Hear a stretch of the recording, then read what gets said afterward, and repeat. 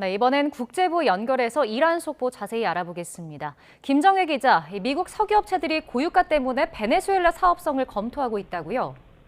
네, 엑손모빌과 코노코필립스 등 석유업체들이 베네수엘라 사업 가능성 평가를 위해 현지에 직원을 파견했다고 월스트리트저널이 보도했습니다. 보도에 따르면 미국 석유업계 직원들은 현지를 수시로 방문해 베네수엘라 측과 노후화된 유전 재건 계획을 논의하고 있습니다. 아직 투자를 결정한 회사는 없지만 지속적인 국제유가 급등이 그동안 접근을 꺼렸던 미국 석유업계의 태도를 바꿨다고 월스트리트저널은 분석했습니다.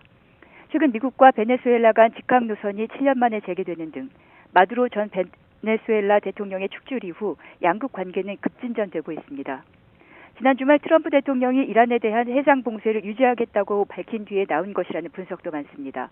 트럼프 대통령은 이란이 먼저 해협을 개방하고 핵 논의는 뒤로 미루자는 이란의 2차 제안에 대해 핵 포기에 이를 때까지 해상 봉쇄를 유지하겠다며 더 강한 압박을 했습니다.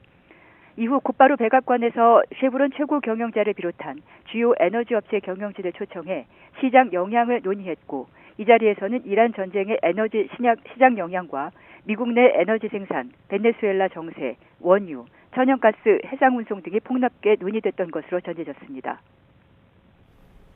네, 전쟁이 길어지면서 각국이 원유 조달처를 다각화하기 위해 전력을 다하고 있는데 일본이 호르무즈 봉쇄 이후 러시아산 원유를 처음 수입한다는 소식도 있다고요?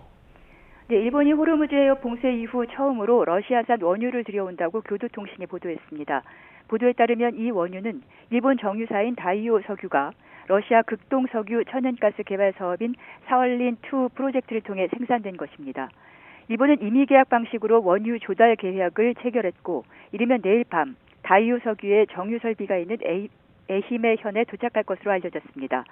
사할린2 프로젝트는 러시아 국영 에너지 기업인 가스프롬 주도로 극동 사할린주 북동쪽 해상에 있는 가스전에서 액화 천연가스와 원유를 생산하는 사업입니다. 교도통신은 러시아산 원유 수입은 원유 조달처를 다각화하려는 노력의 하나라고 전했습니다. 네, 그리고 트럼프 대통령은 오는 13일부터 2박 3일간 중국을 방문할 예정인데 기대감을 드러냈다고요? 네, 트럼프 대통령은 오는 13일부터 15일까지 2박 3일 일정으로 중국을 방문할 예정입니다. 애초 3월 말에서 4월 초로 예정됐는데 이란 전쟁이 길어지면서 연기됐습니다. 미국과 이란 간의 협상이 교착 상태에 빠지면서 일정이 불확실하다는 지적도 나오고는 있습니다. 그러나 트럼프 대통령은 미중 정상회담에 대한 큰 기대감을 나타내 현재로서는 일정대로 진행될 가능성이 커 보입니다. 트럼프 대통령은 현지 시간 1일 백악관에서 기자들에게 중국 방문은 놀라울 것이고 시 주석과 함께할 방문은 훌륭할 것이라고 말했습니다. 이어 우리는 중국 방문을 앞두고 있고 놀라운 행사가 될 것으로 생각한다고 덧붙였습니다. 트럼프 대통령은 앞서 미중 정상회담 전에 이란과의 전쟁을 마무리하겠다는 의사를 수차례 밝힌 바 있습니다.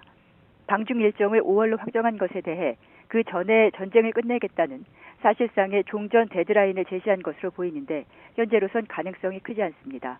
지금까지 국제부에서 전해드렸습니다.